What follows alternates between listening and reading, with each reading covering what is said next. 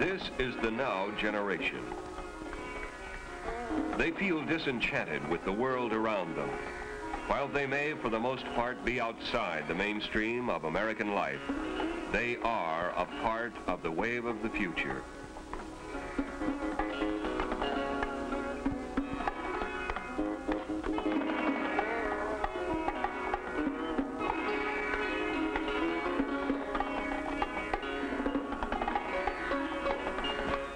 Webster defines the word now as meaning at the moment or at once. Seldom has a nation been able to witness such an explosion, a new mass mind, a nowness as it takes place. Today, we are seeing it.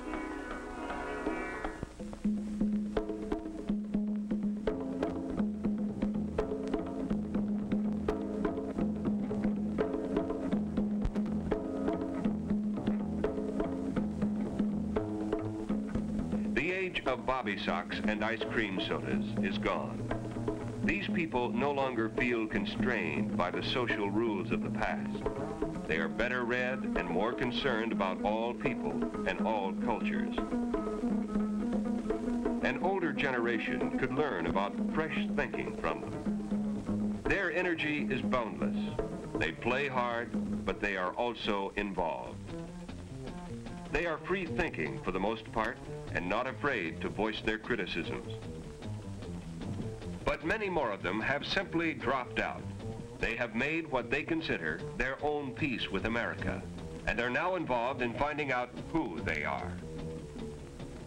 Discovering the inner man cannot be minimized, but a nation in turmoil needs the vigor, the newness of its young. This exploration, this search for new values, has led into a new and dangerous area, the use of narcotics and hallucinogens.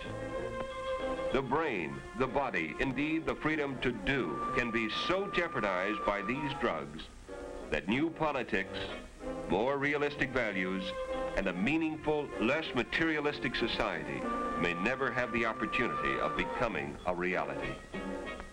The turned-on people, who seem to set many of today's lifestyles, are not the only ones smoking grass, popping bennies, shooting speed, or dropping acid. If they were, the problem would be somewhat less tragic. These practices have spread to colleges, high schools, and even elementary schools. The students are being exposed to drugs that many of them believe are without lasting physiological or mental effects. On the contrary, these substances are extremely dangerous. This trend toward drugs has alarmed every responsible segment of the community, for they know that there are inherent risks in the drug experience. Aside from its illegality, there's a medical risk to the brain and body. Perhaps the biggest risk is the placing of the psyche in peril. At the moment, these students are striving for something. In time, they may become total dropouts from a world that needs desperately what they can offer. To try and cut through the undue propaganda on both sides of the drug problem, Dr. John T. Burroughs, Medical Director of Narcotics Education with the Los Angeles District Attorney's Youth Advisory Council, clarifies the extent of the drug problem and the term addiction.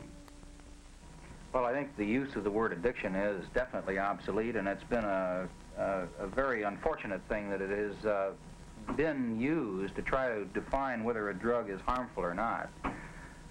This use of the word addiction was started with the World Health Organization in 1950, and they have realized their great mistake in this and have recently, in 1965, completely redefined drug problems in other terms. We know that the drugs have two effects that cause dependency or the desire for the use of the drug.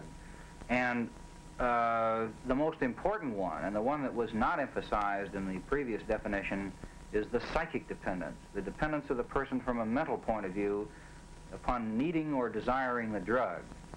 Now, there is also, with some drugs, physical dependence. One important part of the drug problem is that so many substances are available or are being made available for use. Dr. Burroughs describes some of the major ones and their effects. From the complete anesthetics, or the ones that will put you entirely to sleep, we can go into the depressants, or the downers, as they're known. And these are, of course, primarily the barbiturates. These are known as the Red Devils, the Secanols, the Nembutols, or Yellow Jackets, the Tuinols, or Rainbows, and so forth.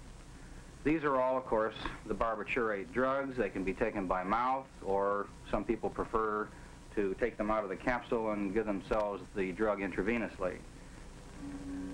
Now, the barbiturates have some very severe problems with them. For one thing, they do produce tolerance to a certain degree, and it is necessary to take more and more of the drug to produce the same effect. However, this tolerance is limited. Now, under the effects of the drug, there tends to be a distortion of time, and of course the person is confused, and the person may accidentally take more drug than he had anticipated, forgetting that he had just taken a dose a few minutes before.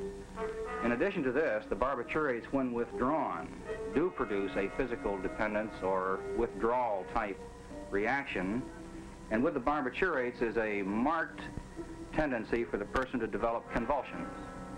Grand mal convulsions or seizures, and unless these are controlled, they can lead to the death of the individual.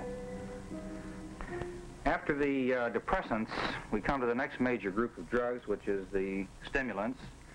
The first ones to be used were the more mild forms, the Dexedrine, Hearts, as they were called, Peaches, and so on. And Dexedrine is a mild form of a stimulant drug used in medicine for appetite control and in certain diseases. In medicine, we might give 5 to 10 milligrams of Dexedrine or Benzedrine, or the new drug methamphetamine, methadrine, which is known among drug users as speed. As incredible as it may sound, the person who's using this drug as a drug user will smack or mainline, that is, take intravenously 1,000 milligrams, 100 times the dose that any person would give in the medical use of this kind of drug. And the effect is overwhelming. In this kind of dosage, it causes a fantastic speeding up of the mind function, so that the person suddenly feels a rush of tremendous numbers of ideas flashing through his mind, and as a matter of fact, with hallucinogenic type overtones. His blood pressure may exceed 300 millimeters of mercury, and as you know, normal blood pressure is perhaps 110 or 120 millimeters. At the same time, his heart is beating at a fantastic rate, maybe in excess of 150 beats a minute, normal being 72 or so. And he may develop arrhythmias of the heart. That is, the beat, instead of being regular, becomes highly irregular. And there have been rare deaths reported from this. As this drug begins to wear off, there's a tremendous psychic reaction and an overreaction, so the person becomes markedly depressed. Severely depressed, which in itself is enough reason for him to want to take more drug, or perhaps to take barbiturates to ease this feeling of anxiety and depression, or other drugs, or back to meth or speed again. This depression is so marked that the person may wish to, and does sometimes, commit suicide.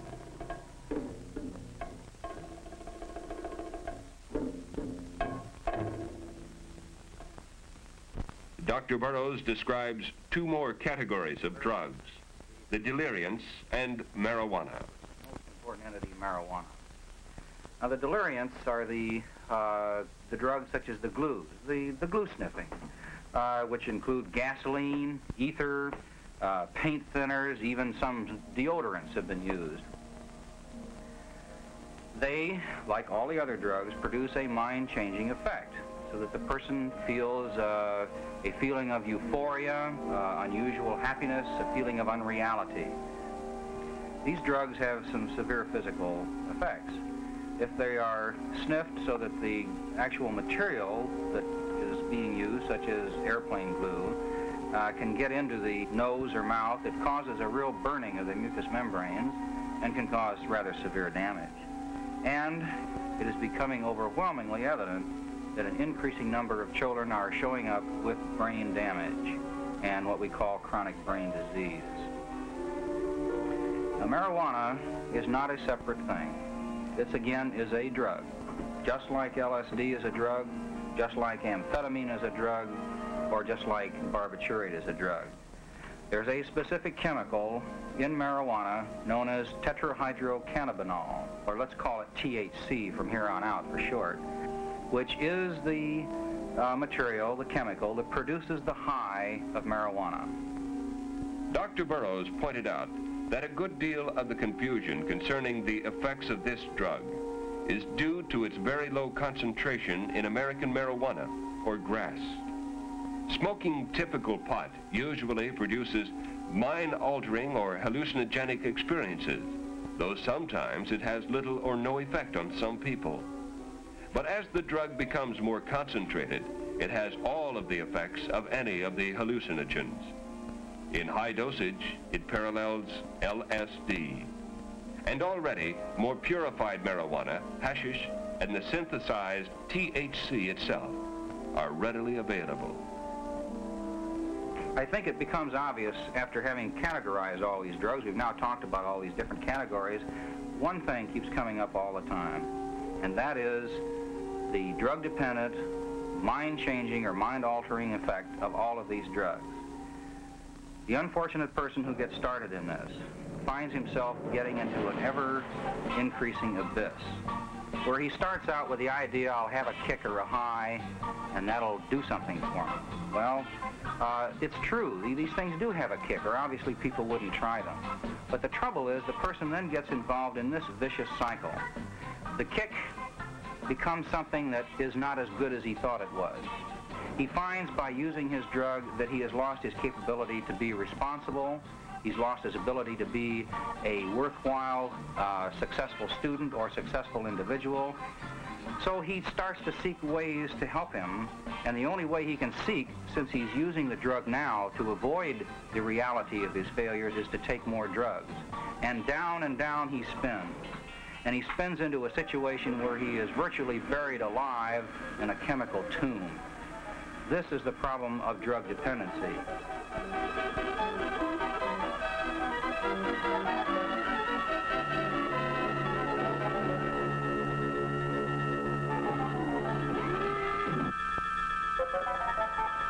One of the most tragic things about all this, as far as teenagers are concerned, is what this does to the teenager. The teenager is a person who is finally grown up to the point that he can begin to struggle with making his own personal decisions. And he makes these decisions and finally learns how to do them, and when he has gone through this decision-making process, he suddenly turns from a teenager to a mature adult. One of the things that will stop it cold, sooner than anything else, is the taking of drugs.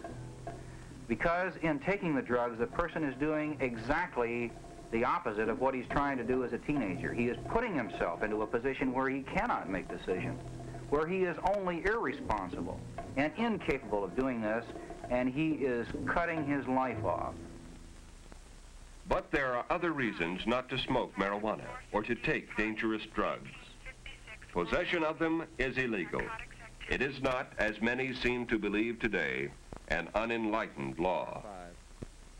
Nearly every country in the world, including the United States, is a signatory to an international law banning the use, sale, cultivation, and possession of dangerous drugs that have no useful place in medicine, such as heroin and marijuana. Is the gamble of drug exploration worth this? Is it worth the physical and mental risk as well?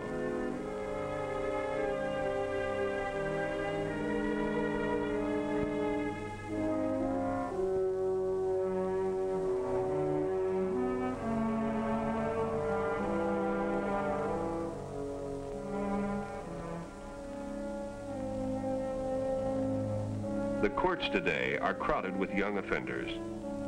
Tragically, many of them are from good homes. They are well educated and have opportunities that are available in no other country in the world.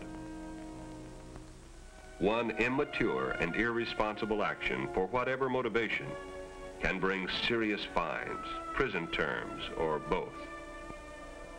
A criminal record is never an asset. It can mean the end of a fine future. The drug question is a subtle one. This is an age of change, an age when society and authority are constantly being challenged. All too often, drugs have played a part in or have been used as a principal means of rebellion against authority. But drugs are not the proper tools with which to confront, to change a society that somehow hasn't fulfilled all its promise. Quite the contrary. Drugs rob one of the energy, the attention, the very ability to see what is. And the ability to work for effective changes of any kind depends on clear and disciplined minds. Those who take drugs to produce new insights, or for self-discovery, or for a host of other romantic reasons, find themselves snared and deluded.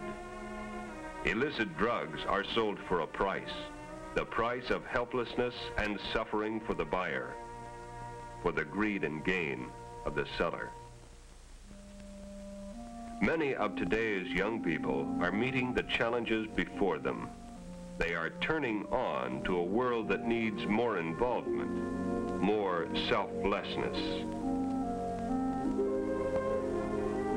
The extreme danger today is that which is created by the closed mind. We must not accept some facts about drugs and ignore others.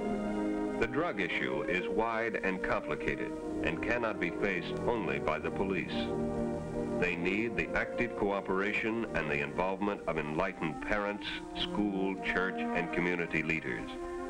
But above all, the need is for clear-thinking young people who are the most involved and who have the most to lose. If communication has broken down between the younger and older generations, it must somehow be re-established. At the same time, it will be necessary for the young to communicate common sense, one to the other.